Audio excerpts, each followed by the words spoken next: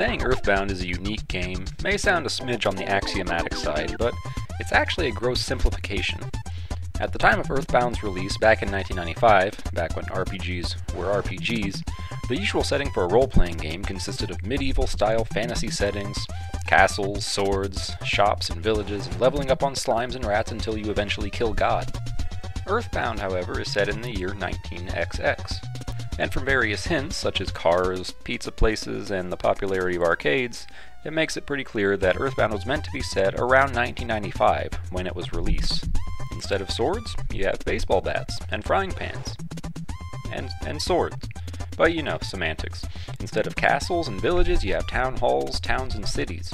And instead of going up against some supernatural entity, you're going up against an alien, a really powerful physical entity. And you can't really call them physical there towards the end, but again, semantics. But really the fact of the matter here is, there's never been another game like Earthbound to this day. No game has ever been able to capture the unique humor and characters, not to mention the brilliant cultural references. Even with its impressive sequel that I loved, there's only one Earthbound.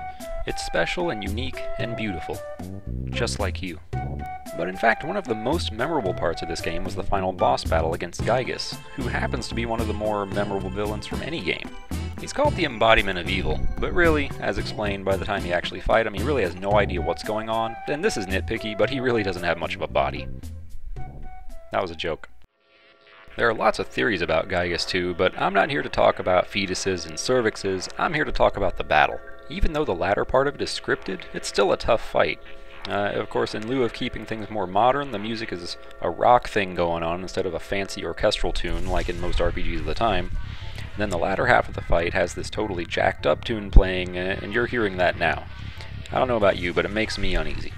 After a pretty long fight, the scripted part starts where your party plus many other people all over the world start praying at the same time.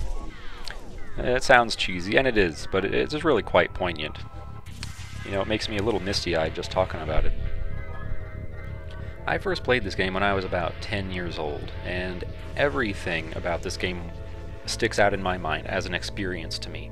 I even remember buying it, because it was with my own money, and I had to save up for months, or weeks. It felt like months. I remember the player's guide that came with it, the special POGs. Yeah, I said POGs, that came with an issue of Nintendo Power before its release. Everything. So just solely in the interest of choosing a classic gaming moment from this game, I'll go with the final battle. But there's just so much more to it, I really may have to make this a full video someday. And by the way, if you've never played Earthbound, well, it's on Virtual Console now, so what's your excuse? Go get it.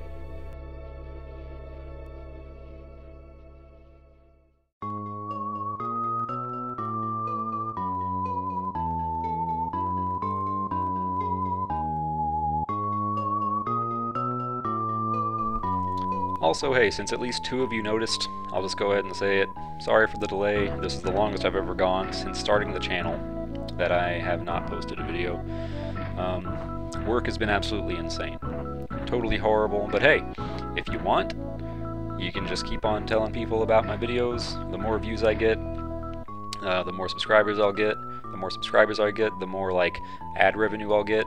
And if I can support myself doing this instead of my normal job, you will have so many videos.